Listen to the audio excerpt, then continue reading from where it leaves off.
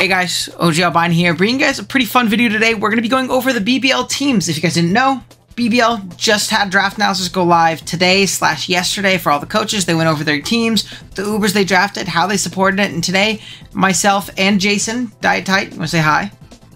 What's going on, my fellas? It's your boy Diet Tight here. Yeah, we're going to be just going over the teams, doing a quick little power ranking, 18 through 1. And we'll go through it like that. So if you guys do enjoy the video, be sure to drop a like on it, as well as subscribe to the channel. On our way to 5,000 by the end of the year. And we really need your help in this home stretch. One more month to get all the way there, or 2 more months to get all the way there. So I'd really appreciate it a ton. And yeah, with that being said, we can kind of jump into, I do want to mention too, like, no shade to any of this. You know, a lot of the teams, there's actually great qualities for every one of these teams. It's just how they're ranked into each other. And we're also not looking at coach skill at all, or how they might play, or how the team might fit their specific play style and things like that. We're just looking at it from as objective of a lens of this is the draft and this is how it ranks. But yeah, I think we're ready to jump into it, and we'll start off with number 18 on the list, which is going to be D-Double and his BC Leos, I believe is the new team name. First off, again, want to accent on like the cool parts. I think Solgaleo Urshifu is a really cool pair together. Sometimes I do kind of wish we had like a second Uber with it. One of the Bronze Dragons would have been awesome, but I think the way he kind of stacked up in the draft made that really difficult for him. But maybe this plus like the Giratina that Kyle ended up getting would have been pretty clutch, but you know, not the end of the world. I also love Landorus as a good glue and pivot. I think Skeledirge is a cool idea for a Terra Captain in the sense of like it being that bulky, unaware wall that can kind of check whatever you need it to check. But other than that, the few things that I'm not super big on are things like Weavile. It seems a bit redundant, especially being that we already have a fast speed tier in Electrode, so we didn't really need it for that, and I don't really see the applications where Urshifu plus Weavile both kind of have different roles on a team. And I think generally outside of the top 3, which are really well, like, you know, planned out and paired together, the rest of it does just kind of feel like Mon slapped on a team, and we kind of went away from that momentum-heavy offense into a lot of, you know, stagnant, bulky roles. But what do you think about the team, Jay? Yeah, I agree. I think the first 2 Pokemon pair super well together. You know, Urshifu allows in any fairy type, so all you gotta do is click U-turn. You don't even gotta predict a steel or poison move, and then you get Solgaleo in it, and as someone who prepped for that Pokemon, throw a band on it, and literally nothing switches in. The only thing that switches into it is Dondozo, which is on his team. Oh yeah, 100%. So I think that's a cool aspect of it. I think it's just mostly that there's not really a team structure or like a team idea, and I think outside of those top 3, which I think are really good together, like I love Lando as the bulky pivot there too, the rest of the offense doesn't play into each other super incredibly. So that's just our idea. Do you want to go over team number 17? Yeah, so in 17 we've got Seabad and his Detroit Steel Wings, and right away, his Terra Captain is incredible. Regular hands is already great. Throwing a Terra type onto it means that you have a bona fide like 1-to-1 Pokemon at any point. If you're struggling with a Pokemon, just slap Iron Hands on it with a Terra type, and it can switch in and take it on. There's not many Pokemon that it can't take on. We've got things like Garchomp, which is a really good speed tier for his team. Also being able to be your rocker, and Spiker is nice. Having spikes in for the Deoxys that's going to be coming in, the big Uber, is going to be really nice. But then on the negative side, we've got some things like Dio and Chi-Yu are they going to be your main offense options, and it seems like a little clunky to try to get into them. You don't have great momentum to try to come in if you are like Volt Switch hands. You really don't want to be clicking Volt Switch with hands. You usually want to be clicking the offensive button. And I don't think there's really anything else on this team that really gets momentum into it, kind of like how Urshifu got Solgaleo in. And so then the other big one is Clefable. It kind of seems like it's starting to lose its viability and standard as it is. So bringing it into an Uber's meta kind of seems like it's going to start fading into the shadows as a... That stat creep is really rough for it. It seems like everything just 2-hit KOs it at this point. Like the Gen 1 stats are kind of catching up to it at this point finally. It's fading into retirement. Yeah, a little bit. No, I think you're spitting there. Like we said, I think Garchomp is great. Hands is great. But yeah, the offense just feels a little bit clunky in the sense of like and there is other means of momentum, right? Like we technically have like Baton Pass Clefable, really hard to position. And then we have guys like U-Turn Manaphy. But I feel like then we're not really using Manaphy to the best of its abilities, in my opinion. And the big issue I have is the ground resist on this team being Dipplin. I know Brambleghast technically counts. It really doesn't. We talked about it a lot in the draft stream. I love those offensive Bramble sets. I think it's actually really, really strong. And it's a good offensive spinner and spiker. It's a cool mon here. But I don't know if I would count it as a reliable ground resist. And Dipplin is a Pokemon, but it's not great, right? It's technically a solid ground resist, but it's going to be one of those Pokemon, especially in Ubers, if we're allowing free switches to a lot of these giant threats because we have a Dipplin on the field that does not force any progress ever, we're kind of setting ourselves up for failure. So I think offensive grounds could also give this team a big issue, and just the offense is a little bit clunky. There's definitely good pieces to this, though. I think his biggest struggle is going to be finding opportunities to get in Deoxys, to get in Chi-Yu, and put himself in a good position from there. But yeah, no, I definitely agree. All right, number 16. Who do we have next? We have Grandmaster D-Ray and his San Diego Spirits. Now, this is the team I prepped for week 1. And again, positive qualities. Kyurem White plus like the snow idea. I think that was a really cool idea. I actually like D-Ray's top 5 a good amount. I think Kyurem White is great. Deoxys Speed was probably the best bronze left for him to draft that fit with his team. And then going with that Annihilate, Snow, like Veil, Herder, Hyper offense was a good idea. Terra Ape is great under those playstyles. Even if it's not those like, you know, bulk up standard sets, the amount of pressure you're forcing a builder is insane. And then like AV sets, Scarf sets are all really good. And then Slowking is a good bulky pivot into Kyurem specifically, whereas like Ninetales can set up the snow for you and let you throw off blizzards, but the Ice Resist is going to come in on Ninetales, and then it's not like you're getting in your Kyurem to throw up those blizzards anyways, whereas Slowking, it can kind of, you know, organically get you in with the chilly reception. So the double snow actually makes sense here. It's just afterwards, we kind of steer away from that hyper offense plan that I think we should have really leaned into. We have Pokemon like Cyclizar that kind of feel like nothing burger mons in this format. I guess it gives us removal, which is cool, so maybe not that guy as much, but something like Orthworm, something like Sandy Shocks. Again, we have a lot of these hazard stacky these mons right here in the middle that aren't initially threatening very much. Talonflame, Skuntank. I mean, really outside of that top 3, our team is not very threatening offensively, and if we're going for that, you know, hyper offense kind of build, and our offense functions around like these screens and offense and overwhelming our opponent, I think we want more breaking power initially. But what are your thoughts on this team? Yeah, I agree 100%. I think Terra Annihilate is gonna be a really cool Pokemon to be on the lookout for. This, especially with Veil Up, Annihilate's whole shtick is get hit and get stronger. So having Veil Up means you can take way more hits from it.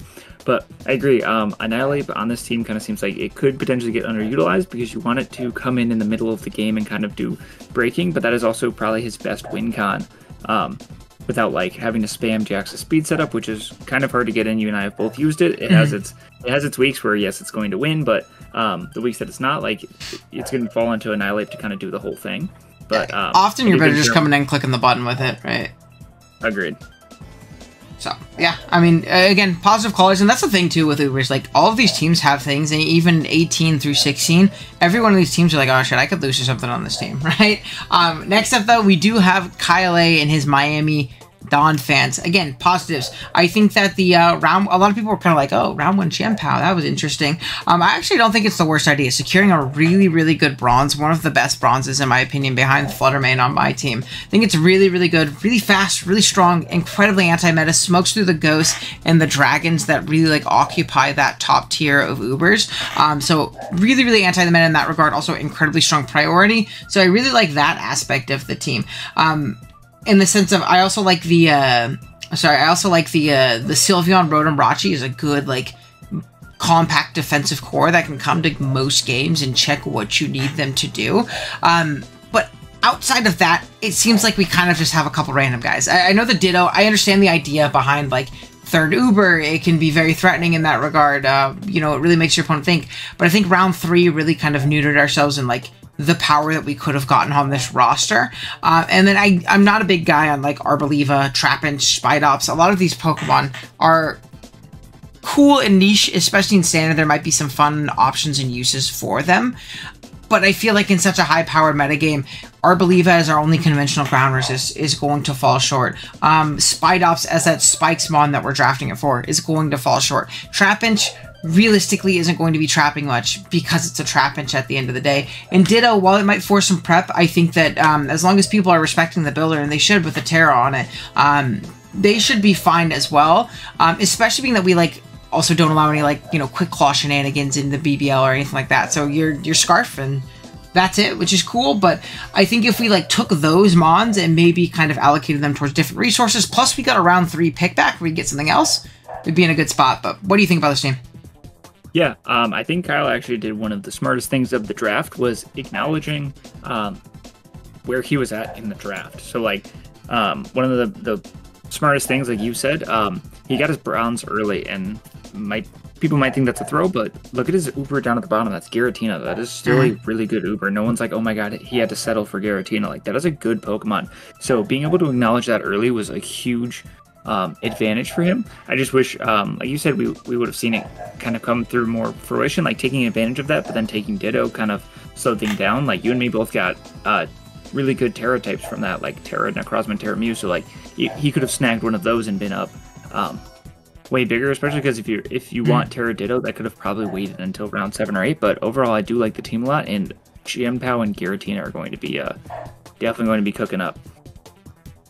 All right, at number 14, we have Viz and his Mediterranean Mimikyu, and a very, very Viz-like team, right? This is like hyper offense incarnate. He got the incarnation of hyper offense in Deoxys attack. And something I really like about this team too is not only is it very hyper offensive, but I like how much kind of stress it puts on the opponent in the builder. Like, I know my buddy Ant, it's whatever, plays in week 1, and when I was watching him build, I know he was having a lot of struggle with covering everything. Like, we have our Ubers, right? Deoxys attack, Shaman Sky. We have our Rain aspect with Pelipper, Palafin, Archaludon, and Samurott to an extent. We have a Webs mode with Terra Vikavolt, and we have some kind of Trick Room aspect to our team with Mimikyu plus Terra Ursaluna. So I think that it's really stressful for the opponent to make sure they're covering all of their grounds and they're not going to lose to one mode specifically. I think that's going to be really, really stressful on a ton of teams. And again, I really in particular love Dio attack with Samurott Hisui. Having that really, really strong spiker that always gets them up is really, really valuable for something like Dio. What I don't like though on this team is I don't like the second Uber, right? It is an Uber, so it's just gonna have value. I understand that, you know, there is like some pressure that it can force in the sense of like the item slots it's forcing and the switch-ins it's forcing, blah, blah, blah. But I don't like when my Uber is kind of shut down by that covert cloak, and it really is lackluster compared to the other. What was that? Yeah. Just the one item to just invalidate everything. Completely, yeah. I mean, Subseed's still going to be okay, but again, we can kind of build and play around that a little bit. And it puts stress on Viz. I also would have loved to see Terra Archaludon over the Terra Luna. I understand the vision of like Terra Arch, or Arch doesn't need Terra as much as like Luna appreciates it, but I think the ceiling for Terra Arch, especially on a hyper offensive team like this, I think that having that Terra Archaludon that can 1v1 go band for band with whatever you need, and then the rest of the team can just go blah, blah, blah, click buttons. And it's not like Arch is defensive too. It clicks buttons too. Would have been nice. Whereas Ursaluna, I mean, like, the Terra's going to be nice. Like, we can Terra normal, we can nuke some things, we can change our defensive typing once or twice, something like that. But it is still very slow. And it doesn't have that same kind of staying power, move pool, and application that something like Terra Archaludon would. So that's kind of where this team falls a little bit flat for me. But what about you? Yeah, I think this is the team that I'm glad you gave the disclaimer at the beginning for. Like, this is not based off the person's playstyle. Yeah, I think this team fits Viz perfectly. Exactly. Like, if this was like how well, like, this would be like a top 3 team, specifically because this is exactly Viz's playstyle. But looking at it objectively for anyone being able to pick up the team, there's a couple mons that seem out of place. Like, Pelipper kind of just doesn't seem like it fits this team very well. Like, I know triple water, but they all do different things. Like, I would have probably wanted it. I don't know. I probably wouldn't have gotten Pelipper at all. I think there was more value you could have gotten there. Ursaluna seems like a demon, which is really cool. Vikavolt seems just like a sleeper Terramon that you're so focused on Ursaluna, and then it's just gonna be Terra Bug Vikavolt. Just click like Throat Spray, Bug Buzz, and just start smoking things. So I do like this team overall. It's definitely one of those teams that could just go 7-2, but just based off PRs of how objective the team looks, it's one on the lower side. Yeah, a little bit. All right, next up we have what is this? Is this number 13? Number 13. What do we got? So for number 13, we have Mr. Marcus, Mr. Ballin himself. And so for Marcus's team, biggest thing is honestly the sand. The sand was a cool pickup with Terra Excadrill, but also having Palkia with it was really nice. for that, also, again, top 2 Ubers were Palkia and Dragapult. So having Dragapult being able to come in and U-turn, get screens up if you're John Jr., or just regular Dragon Darts is really nice, and it really opens up for Excadrill because, again, Dragapult gets to U-turn out on the Fairy types as Excadrill just to come in and click a, Terra Banded Iron Head, or just really strong attacks, and then anything that wants to switch into it, Excadrill also has the Terra on the back to be able to take on those. So I do really like Marcus's team. Biggest problems here is the ground resist is Ribombee. The defense here was not as looked into as the offense. The offense is super strong, but Ribombee switching to Earthquakes is not really what it's built for. It's not what it's really going to want it to do. And then also with an Ice Resist right now, you've got Tentacruel, which does not really want to switch into ice moves the same way Ribombee does want to switch into ground moves. So yeah, what do you think, Owen? Yeah, I think that's the main thing, right? And something cool too to mention about Palkia Dragapult in particular is I like kind of like that overload factor too of like even if we're using Pult more offensively, you got one Fairy type to switch into those especially offensive dragons, you're going to be able to check one of them, probably not both of them, right? Or we can go more physical with our Pult. We can run Choice Band and Dragon Darts and U-turn and, X random move that we need. And those fairies, they're going to have to choose which one they want to check, and if they can cover both, it's probably not going to be the case, especially with how strong Palkia is. I'm a big Palkia believer. I won Season 8 with it. I think the bond's absolutely incredible. It's what I was going to take after Marcus if he didn't leave that on the board for me. But yeah, I think it is just kind of those defensive applications that he struggles with, and it's not like his team is like Viz, where he drafted Hyper Offense, right? We have a couple stagnant Mons that are kind of going to function more in those bulky offense roles. Mons like Zapdos, Tentacruel, T-Tar, and even to an extent, Gardevoir, Mienshao, right? Like, they're going to come in, pivot in, and kind of slow the pace of game down just a little bit to where it's not like I'm just bringing offense, and killing everything. So not having great, consistent resist to probably the 2 most potent offensive typings is really, really brutal for Marcus. Again, I don't think anybody actually ended up picking it up, but like this is the greatest bundle matchup of all time. Something like Jason's Mamoswine goes absolutely hand. There's a lot of really, really scary threats that are just really difficult. Or like in particular, Chien-Pao is going to be so difficult for him to deal with in week 1 when he plays Kyle. So I think that's where the team falls flat a little bit for me. I really like the top part, and especially in that Sand Dragon offense is pretty cool, but beyond that, there's just, those tiny little holes that that Jason mentioned there. Moving on to the next tier of teams. At number 12, we have Amel. It is always so hard to rank Amel's teams, right? And again, it's another thing just like this, where we're like, I'm not talking about the player. This is my GOAT, just one BBR with a very, very unconventional team. And it's very similar here, right? We have the double origin, which, similar to Marcus, I don't think is the worst thing in the world, in the sense of like we can really overload teams, especially Dialga plus Palkia. And it's not like fairies switch into Dialga, right? So it's really it's really hard to switch into Dialga in general. And if we have another scary Uber Dragon that has 120 base speed in the back afterwards, is pretty crazy. Fairies really scare me though. Our only resistance to Fairy is going to be Volcarona. So something like my Fluttermane has a good time against Amel.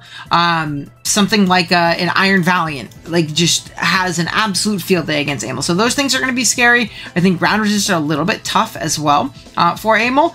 I do love Ogre with these big guys though. If we can be aggressive with it and get U-turns up or spikes up, I know it's tough to not have the versatility of being able to change your typing, but that speed boost is so incredibly valuable to find opportunities with Encores and spikes and U-turns for Dialga, Palkia, Volcarona, and even Gengar. I like the Ubers plus Gengar as well. So he has a cool compact budget defensive core, and this is the tier where I think the team started getting, pretty darn solid despite having a few flaws. But what do you think about Amel's team? Yeah. I think, again, double Origin, double Dragon. Usually people don't have 2 checks for both of these, so if you trade one, usually the other can come in and smoke, which is super awesome. Terra Ogerpon is something that I personally really wanted to try in the BBR Summer Scramble. It's just there's not as many things that switch into Choice Banded, Terra Grass, Ivy Cudgel as you think, but I think... And it's on contact too, which is really slept on. Exactly, and I think the only problem is where Amel loses a lot of the information game, like the surprise of Draft League, and so his top 3 Pokemon, you know everything about them. Where like Palkia Origin and Dialga Origin cannot use items, and Terra Ogerpon has to be grass. So in Draft League, where a million things can come, you can bring Terra Bug, Iron Moth, or Terra Steel Annihilate. Like, knowing that it's always going to be Terra Grass, and knowing that Dialga and Palkia cannot be Scarf or Specs, they're just going to be as they come, puts him at a really big disadvantage. But it is Amel, so he's still going to figure out a way to like fling an item that can be flinged. Yeah. No, 100%. So I think that is actually something I totally forgot to mention, is the Ubers, which is like definitely fair with both of them. Like, and again, it's not like you would, being that he drafted both of the mons that are item locked, or 2 of the 3 that are, and he doesn't have another Uber that can be a little bit more versatile in that regard, is a bit tough for his team, but he'll make it work. When he pulls up with Choice Band, Foul Play, Umbreon, well, he'll probably be fine afterwards. But next up, after Amel, we have Ant with the first pick overall, drafting his Calyrex. And again, I also think a lot of these teams, like really 7 or 12 through 4, are really close to me. But Ant, obviously, the number one plus side is that he has broken Cali Ice, and I think even with a terrible team, which Ant doesn't have, but even with a terrible team, that thing can carry it pretty damn far. I mean, really, really broken. And I think the fact that he also got it alongside Slowking, probably the best partner possible, really, really solid. What else do you think about this team, though? What do you think it, some more strengths and some weaknesses? Yeah, so it's funny enough, Ant is doing a basketball theme first nicknames, and he's calling Calyrex Ice LeBron James. It is funny just how good one Pokemon can support everybody. Like you said, it's not a bad team, but if it was a bad team, it already brings it up. So a decent team with LeBron James is crazy. They might still win the championship. Look at the Cavs, baby, you know? Exactly. I like... I love the Meowscarada pick. I think it's a Pokemon I keep wanting to try that keeps getting taken. It's a really cool, versatile pick. With knockoff U-turn, Spikes is awesome. Scizor is a cool steel type to be able to U-turn Calyrex in. I think the weakest part of his draft is just his Terra of Walking Wake. I think like there are some objectively not great picks, later on with your lower points, but I think Terra Walking Wake just doesn't fit this team at all. Like, it's like you want to run your offense through LeBron James, and then you throw on like, KD to also like be there and run your offense. And you're like, what do we want to do? Because you don't really want to spend the time getting Sun Up, and Walking Wake's just kind of feeling like, hey, pass me the ball too. I want to be there. Mm-hmm. Dude, the basketball references go crazy. It's going crazy.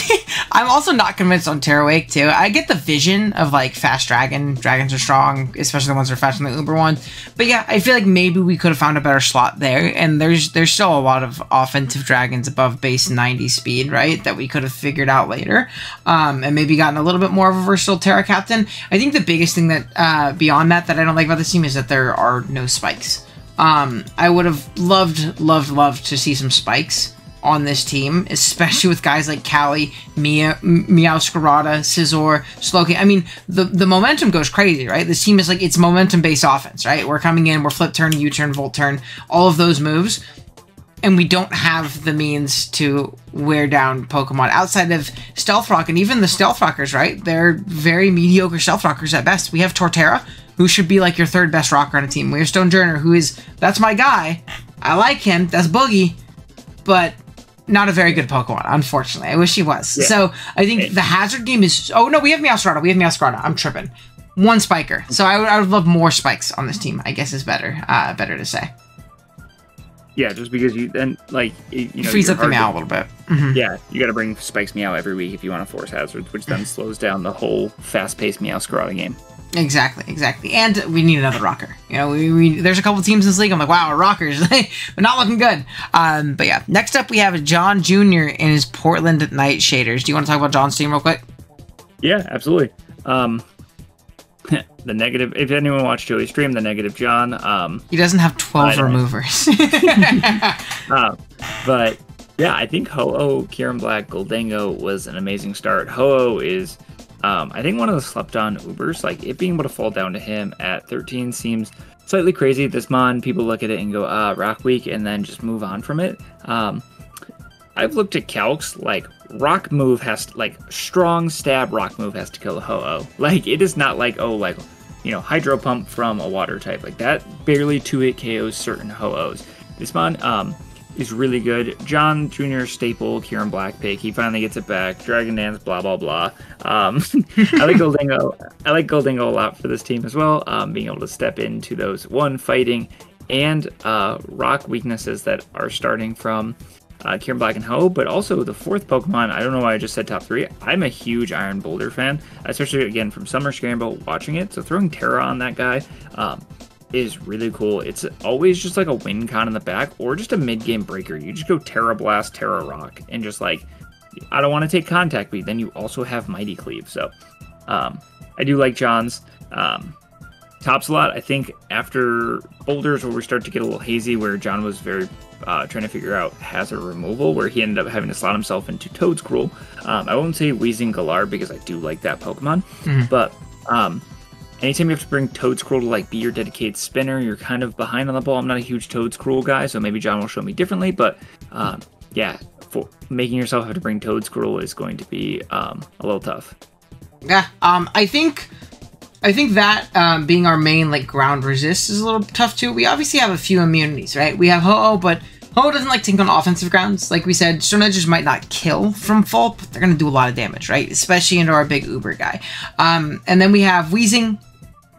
Actually a pretty good ground check depending on what it is, but there's definitely a fair few amount of grounds that can push through Weezing pretty comfortably, especially being that it's reliable recovery as haze. And then we have Azelf as another immunity. So there are 3 immunities, but our conventional resist to set grounds are a little bit tough. Something like CB's Marcus's Excadrill is really, really brutal depending on the set that it goes into to break through that Ho-Oh. So I think that's a big issue for me, and I think that I'm just not a big Grimmsnarl guy. I get the idea behind having screens for things like Kieran Black and Boulder, but outside of that, its defensive application seems very, very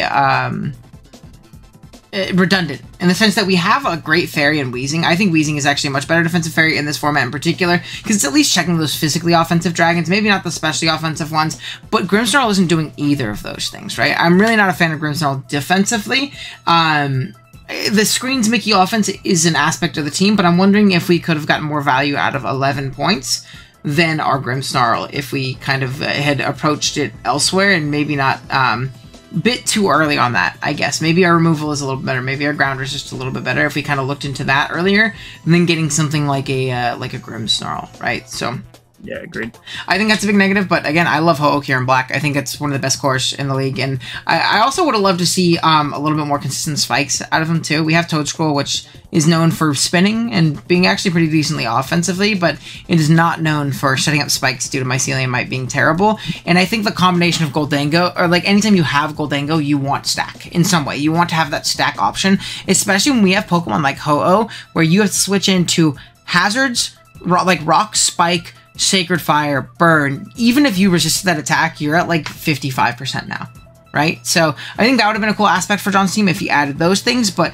I do think that the upsides are pretty high here, and I really do like his top 4. I agree there 100%. So beyond John, though, at number 9, breaking into the top 10, we have Big Keegan. I'll give all the nice things because I know you're... Oh, that's the wrong person. I know you're going to want to yell at him. Don't have me talk about Keegan. Okay. We got Keeg next. I think that his Uber is one of the best in the format. Obviously, this is our first Platinum that we're talking about. The Platinums are obviously absolutely incredible. Very, very strong Pokemon. Lunala, incredibly versatile, right? We have those, like, set up heavy-duty boots variants with our Shadow Shield being, you know, basically a multi-scale. But we also have our Spec sets, our Scarf sets, our Meteor Beam sets. I love this thing when I used it. I think it's really, really solid. And I think it's actually supported really, really well on this team defensively. I think Keegan's actually built a pretty cool, like, balanced type build, which you don't typically see, and I'm very interested to see how that goes, and it's actually kind of one of my negatives at the same time, in the sense of, I wonder if this team is going to get overwhelmed, right? We've covered our bases defensively pretty well, and, like, a really strong, balancey core of, like, Kingambit, Florges, Blastoise for removal, Bronzong. Pokemon like the Dunstarce and Houndstone and Mudsdale and Swallow also have niche uses to where they can always slot in on a week-to-week basis to check individual things. Pokemon like Houndstone in particular for like physically offensive fightings, which he really struggled with. So like there's some cool value picks here. I love his offensive core of Greninja plus Infernape too. It's also another tried and true core you've seen throughout the years, and I think Infernape's a lot better than people give it credit for. But that's really the only like immediate momentum. This is how I get in my offense. This is how I break things down for Lunala. We also have Gambit, but I think Gambit's usually a kind of I sit in the back kind of mon. And it's also Terra. It's either sitting in the back to find that opportunity to SD up and win, or it's I need a Terra into a slot to really help out my team and, you know, help out my team check X certain mon that really smokes me. So I think I'm a little bit worried about the bouncy aspect, but that's just kind of like a team style preference of myself, I suppose. I think his synergy is actually really, really great. I would have also, last little tidbit, again, we keep mentioning hazards. I would have loved another spiker outside of Gren. I think Gren is a great spiker, but I think on this team, Gren wants to click buttons in particular. Like we mentioned, it is like his premier offensive piece outside of his Uber, in my opinion. So I think you want to come in with Gren and click the button, threaten with Battle Bond, get a stab Ice Beam off, though, with Protean, something like that. Taking the turn to spike is a little bit tough for it, and I think these balanced type builds that are forcing switches and whittling things down and, you know, things like that would really appreciate the hazard pressure. But do you have any other notes on it?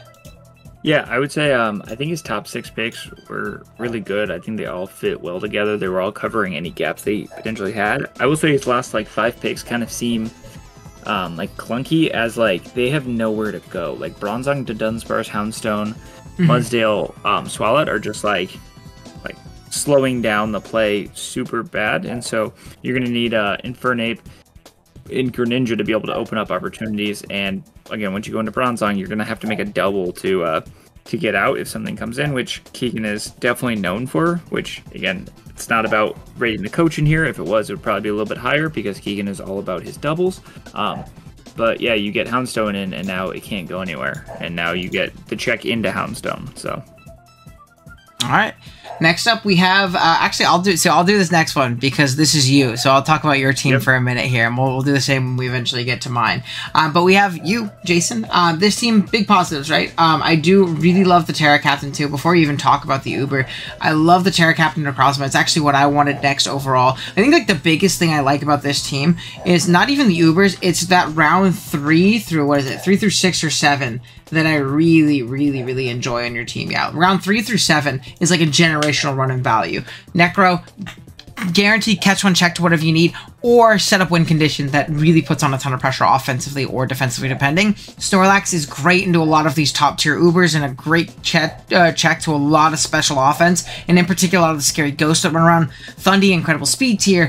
Thunderwave, prankster shenanigans, and also strong offensively. Azu, one of the best typings in the game, and Mamoswine, very anti-meta offensively. Our Ubers pair together really well, and Zamazenta plus Giratina.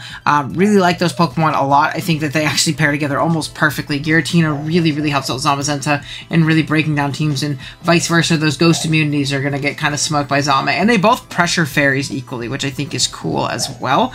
As for like the things that I think this team is a little bit meh on, I'm a bit tough on our ground resist and our fairy resist. We don't really have great real ones. Obviously, we have Necro that can slot into those spots, but it's kind of pigeonholing our very versatile mon. Whereas Fori is our only like true fairy resistant technicality, but like if you're playing a Fluttermane or you're playing, you know, an Iron Valiant, is Fortress doing the job?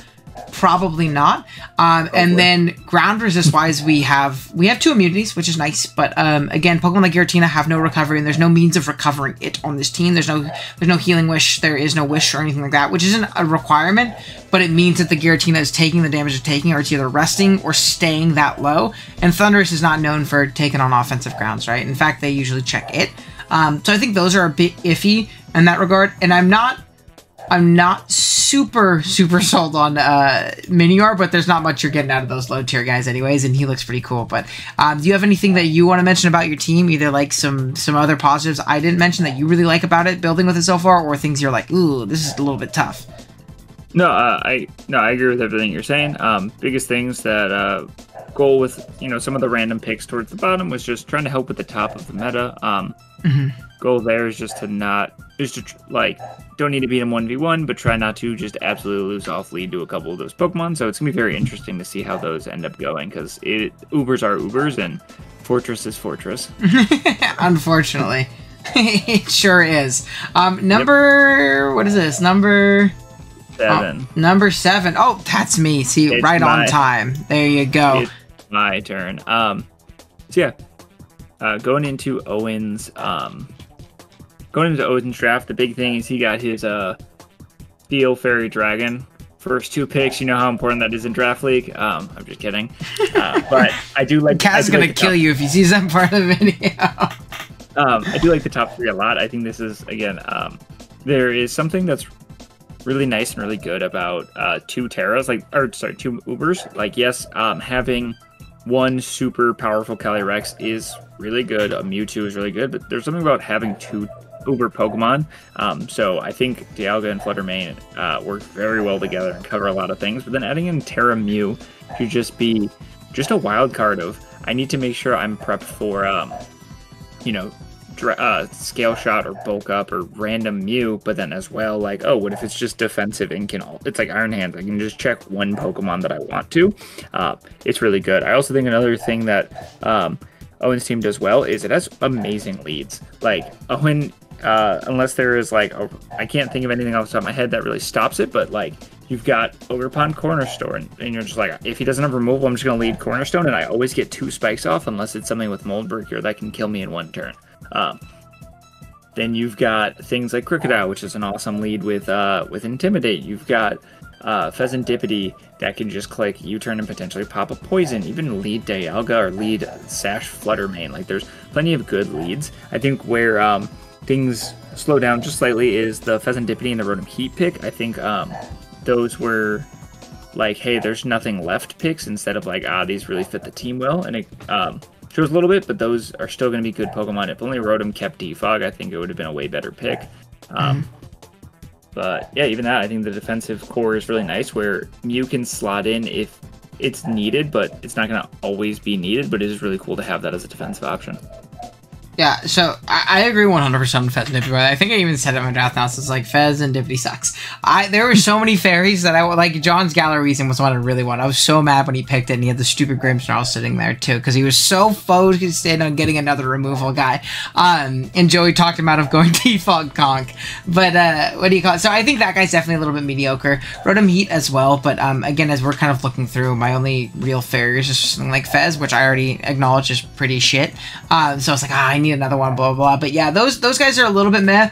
I will die by Shaman, though. I know there's a lot of people who think Shaman's bad. I said in the draft stream, dude, I would die for Shaman. That's my Healing Wish goat. And that's actually, like, damn near the exact reason I drafted it. I actually was thinking about Rotom Mo as well as a different Rotom there. But, yeah, I think my team is fun. There's definitely some holes, but my top, like, 5 in particular, I really like. I think they're a lot of fun. And top 4 for sure. So, yeah, moving on. We get to move on to the next tier of teams at number 6. Who do we have at number 6 again? We have Mr. Joey Pokeyam. I mean, when you get a Mewtwo, usually your team's going to be pretty damn good, right? I mean, we've already talked about, like, Calyrex being ridiculously broken. I don't think Mew is actually that far behind it, or Mewtwo is that far behind it. I think a lot of people pretend like it is or think it might be, but in all reality, it's pretty damn close. After using the thing in BBT, it's so versatile, it's so strong, it's also so bulky too, which a lot of people don't really think about. And he got arguably probably the second best Terra Captain in this format behind Tornadus in Zarude. Zarude's seen a big come up recently, and people are realizing that the natural bulk, speed, and attack on that guy, when we can change its shitty dark grass typing, is absolutely ridiculous in conjunction with moves like Knockoff, Swords Dance, Bulk Up, Chairlift, like all the things it can do, Synth or Jungle Healing as like a self-cleric option, so incredibly strong in that regard. I also think that Enamorus is a really strong fairy. Obviously, we can't all have Flutter Mane and Iron Valiant. I think it's probably the 3rd best offensive fairy that you can get, though, to really smoke through those dragons, to be an incredible Scarfer, and to Healing Wish. I think this team is very offensive and really good at it. We need to play fast and win fast. If we lose said momentum, we might lose the shootout, is essentially what I can see. So, like, for example, we have no conventional ground resist. So if Gliscor is used more offensively, which like this team kind of wants it to be, that like double hazard setter, we can get really pressured by a ground attack. And there's multiple different typings that are actually really strong here. Again, I think our main flying resist is just Iron Crown, right? Yeah, I'm looking. Our main flying resist is just Iron Crown. So when he plays into, you know, a really strong offensive flying type, that's also going to be another issue. If Iron Crown isn't around or it's dead, something to keep in mind. But he does have good pivots, lots of momentum. The offense plays really well on each other, and I think that this this top like 6-1 is actually really close. And I think this type of team will be really fun to watch. Do you have any other notes on it? Yeah, I think Terra Terrazarud was an amazing pick. That Oh, yeah. Pokemon just seems so good. Oh, and you used it in a previous league in non-Ubers.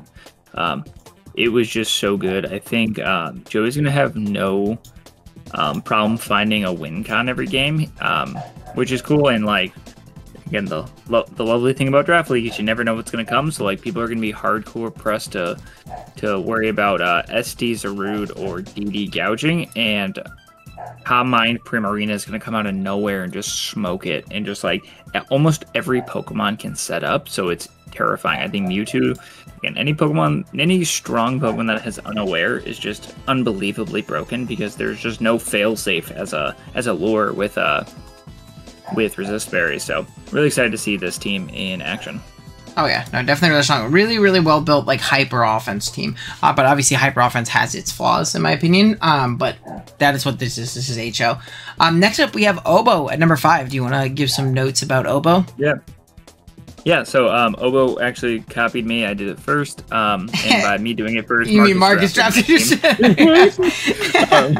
So I had Groudon, Terra Raging Bolt in BBT, the tournament based off of this league, and those mons are really strong. I just brought like Brainless, Calm Mind, Raging Bolt every week, and it was so good. I think Groudon being able to, if it doesn't have a good matchup, at the end of the day, it's just a Rock and Spiker that can Will-O-Wisp. But then on the good days, it can SD, it can bulk up.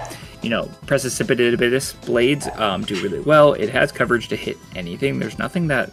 I don't think there's like a certified check to it. No, none exists. Coming in, yeah. Solar Beam. It's ridiculously strong, yeah. Yeah, Screamtail I think is cool with it, especially it helps it boost its defenses. And yeah, so then I think outside of his like top 5, also having Rillaboom and Sneasler, I think his defense is kind of momentum eaters. And yes, Mandibuzz and Milotic can run U-turn and flip turn, but like you never want to run U-turn on Mandibuzz, you never want to run flip turn on Milotic. But then you also have Porygon 2 and Gudra Hisui, and I used to be a certified Porygon 2 lover.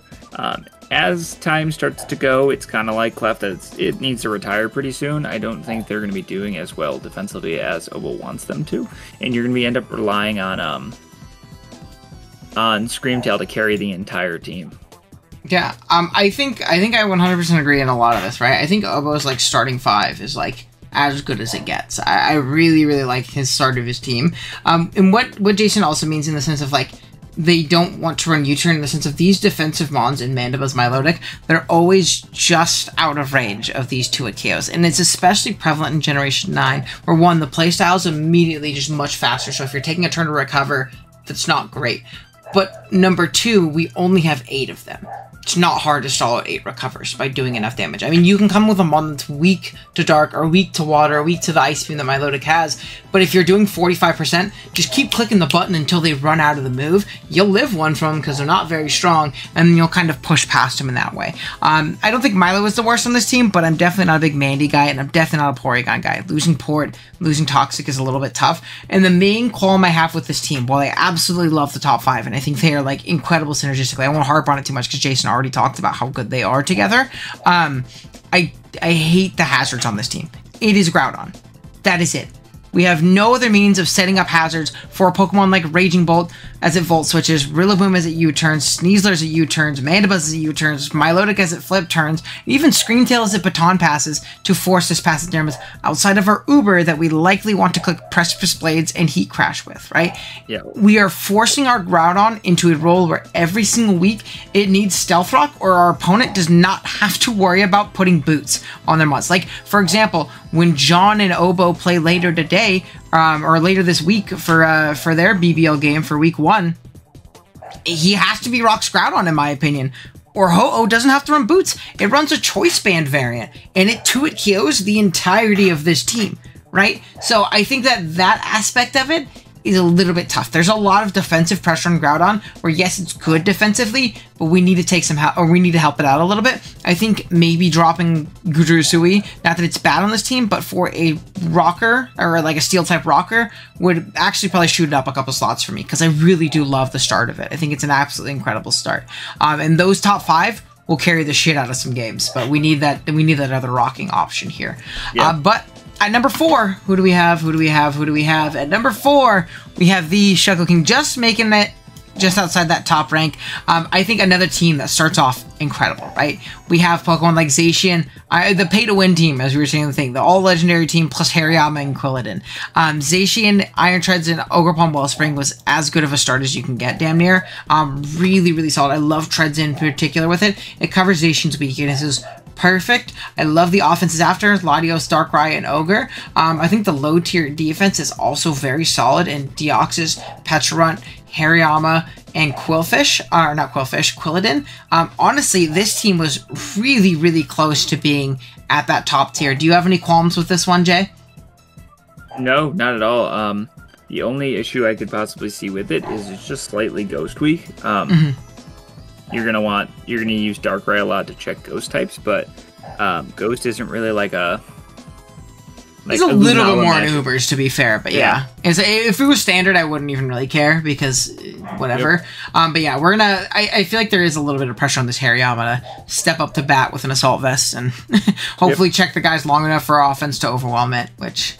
It's good offense, but yeah, I mean, I think in particular too, these top 4 are really, really good. So we're kind of pulling straws and pulling hairs here to rank them. But next up we have Nexus, and this team was, I mean, these top 3 are really close, man. I think I had all of them at 1, 2, 3 at some point when I was ranking these. But do you want to talk about Nexus's teams, the positives, the negatives, all that stuff?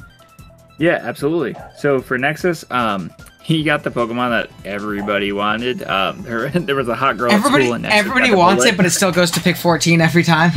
Or like pick 10 or whatever it was, which is crazy. Yep. That was the big thing. If you asked everybody in the draft, everybody saw Magearna. Like, that was the Pokemon that everybody wanted on their team. And so, like, it was hard for Joey because pick 2, you're not getting a good Pokemon back, realistically, so I understand why he didn't do that, but Nexus picked this up at the right time. I definitely understand why he picked it up over the Golds. But yeah, I think his top 3 were about as good as a start you can get. Ting-Lu is amazing in Ubers. It's kind of like why I picked up Snorlax. It is just a Pokemon that like can just wall so many things and just slow down. Like it will be infuriating when you're trying to facilitate setup with like again, there's 3 Deoxyses in this draft, 4 Deoxyses if you count defense, but as Ubers, and Ting-Lu is just going to sit on all of them. I also think that Salamence Terra was a absolute sleeper pick. I think that is a really cool Pokemon. It's the mascot pit for Owen, so I know he's going to love it. But I think just being able to have Intimidate and be defensive Terra, or be offensive Moxie Sweeper is just going to be really great. You don't even need to Dragon Dance that often because you're not going to need to be faster if you have the Terra to counter him. Other than that, I think his defense is really good. Urshifu Rapid is really good late draft value. Just being able to just get another Pokemon to punch through things. Yeah, I think this team is damn near perfect. I think the only one qualm I have is Magearna is the only real defensive Moonblast switch in the sense of like our other fairies just is Weezing, which doesn't check those Pokemon at all, unless we go some kind of like Terra Poison Mence or something like that. So in those offensive fairy matchups, we are going to be forced into like an AV Magearna, but forced is kind of like, I mean, it gets forced in the sense of like your opponent doesn't have to worry about you setting up and winning, but it's not like AV Magearna isn't a great fairy check. Like it's a really, really good one. But it just does kind of make it a little bit more restrictive in building with Mag, whereas very often you want to be Shift Gear, you want to be Trick Room, you want to be Specs, you want to be, you know, some kind of double dance set. So I think that's a little bit tough, but other than that, I mean, this team is like damn near perfect. I really like Nexus' team a ton. I think it's just about perfectly drafted. Number 2, we end up having Vepsis. Really, I mean, we keep talking about the starts to these drafts. I think Vepsis is like by far the best one. I think the combination of Rayquaza, Iron Valiant, and then his Uber in round 3, being able to hold off and still get that Zamazenta was really, really nice. These Pokemon are really, really strong together. And then beyond that, his next 3 picks were like as perfect as utility of value that you could probably get. Mesprit gives him a really reliable rocker. His Steel doesn't rock, right? His Rayquaza does for some reason, but you're never going to actually run that. But you get a really reliable rocker, Thunderwave Span, U-Turn Pivot, really, really versatile Pokemon. with a really, really reliable Healing Wish, which into Rayquaza, into Iron Valley, into Zamazenta is so difficult to try and play around and deal with. Killing those Pokemon twice is impossible. We have Klefki as a secondary steal, takes the pressure off of Zamazenta in that defensive role to where it can be that win condition like it wants to be in a lot of matchups. And it also gives us spikes, again, chipping things down for Zamazenta, Iron Valiant, Rayquaza. And then we have Aloe, which I'm not a big Aloe guy. The streets know I don't fuck with that guy. But it makes sense here. It is very solid, even not as like that wish passing bot, just as that flip turn, you know, AV pivot. Come in, take the hit you need to, flip turn out, get into your offense, and kill something. Every time. And a secondary Healing Wisher. So, really solid. Terra Captain, also incredible. I think Thundy is super slept on. And then we have a fun low tier one in Rhydon that is also a lot like these other Terra Captains, in the sense that it can Terra defensively into checking whatever you need to, especially for physical offense. But it's not expensive like the other ones, right? It still does that job. I think the only real qualms I have with this build in particular is I think that the bottom two picks in Serena and Incineroar are a bit tough. I understand why they're there. I understand the role that they're there to play, but I don't think they're good at said roles at all. I don't think Serena is a good spinner. I don't think Serena is a good round resist. I don't think that Incineroar is a very good Pokemon in general. It's a dark type that can't switch into a knockoff, which I don't like at all. And that the defensive typing of Fire Fairy is also a little bit tough in that regard, right? So I think those are a little bit tough aspects of this team. But other than that, if you just like... we found some way to make those two better Pokemon, the speed team would be a 10 out of 10. It's really incredible. What do you think about it? Yeah, I think Veps just kind of did something, kind of went a different route than everyone else, where he got one of the... I think a couple other people went their way, but I don't think they did it as good as Veps, where he took a lower tier Terra. Like, yes, Terra Thundurus T is still really good, but he was like, that's fine. I'm going to get a lesser Terra, but I'm going to get like the 3 best Pokemon I can, and that is exactly what he did, which was incredible. Being able to be like, yes, I'm going to put this to the side to get Rayquaza, Iron Valiant, Zamazenta crowned was just an awesome start. So then when you get we'll call it a B tier Terra, it's just another Pokemon that looks amazing on paper. Oh yeah, 100%. So I think this team is really, really structured super well. And then lastly, we have number 1. I mean, there's only one team left. We have Mr. Chimpact. What do you think about Chimpact's team? So super funny. When Owen and I were first going, like looking at teams, Chimpact's team just went super under the radar. It was just a team that like you don't really think about. You don't really like. You just look at it and you're like Zekrom, Tornadus T, Terra, Terapagos, and you move on. And then you go back and look at the team and you're like, holy shit, this is actually a really good put together team. Like, it has everything that you want it to have. Zekrom is incredibly strong. Tornado, especially with Defog. I don't know if it still gets. I know it gets rocks now. So you can run Defog rocks. Terra Tornadus T, which I personally used in Summer Scramble, was incredible of a Pokemon to use. Terapagos means you always get a spin-off if you ever needed it. Tinkaton's a really good utility Pokemon. Overquillos also goes there with Tinkaton for their utility picks. I think the defensive typings and all of the Pokemon fit very well together. Everything is very compact. Like, we cover everything in a very short amount of Pokemon. Exactly, and then you've got 2 breakers of just Overpon and Keldeo to finish out the draft that just were like, damn, the offense is real right now. Yeah, I mean, this team strikes a perfect balance, in my opinion. Like, I really do think this team, like, I don't actually see an immediate flaw with the team. I'm sure there are. There's no such thing as a perfect draft. There's always going to be some shit you're weak to.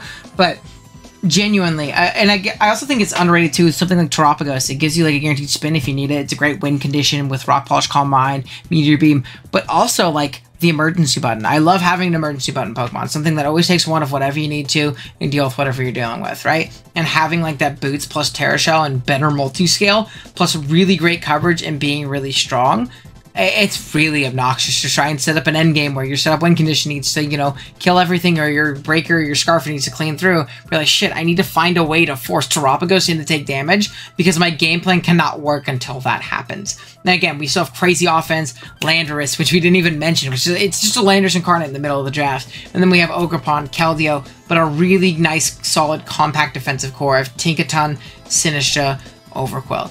on top of Pokemon like Terapagos and Tornadus, can obviously flex into that role as the best Terra captain in the league. So I think Chimpac's team is really, really incredible, and I think it's going to be maybe not the flashiest team. We have some crazy offense in this league. We've looked at some crazy hyper offense like Viz, Pokegame, right? Kyle's team is really, really flashy at some points too.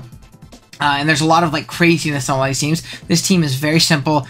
It's really good at what it does, and I'm sure Zekrom's going to find a lot of opportunities to get free DD sweeps. So I think Chimpac's team, definitely the best one. And that's going to be our ranking. Let me know what you guys think. What I'm going to link in the description below. This link to this tier maker so that you can make this if you want to. Go ahead and post it in the Discord server. Join the Discord server, which will also be down in the description below. You can go and get your roles for your favorite coaches. Myself, Jason. You can also check out all the BBL coaches. Myself, Jason, all the other ones. Everybody's going to be linked down there in the description. And I'll also link the fan doc, which is in the Discord server. But if you want to look at these teams as you're going along, probably should have mentioned that earlier, but it's okay. You'll figure it out. But yeah, that being said, thank you guys so much for watching. Jason, you have anything else before you tuck out? No, I am all set. Make sure you guys check out all the coaches. Bam, right down there. Alrighty, guys, I appreciate you. Drop a like if you enjoyed. Sub if you're new. See you guys next time. Later.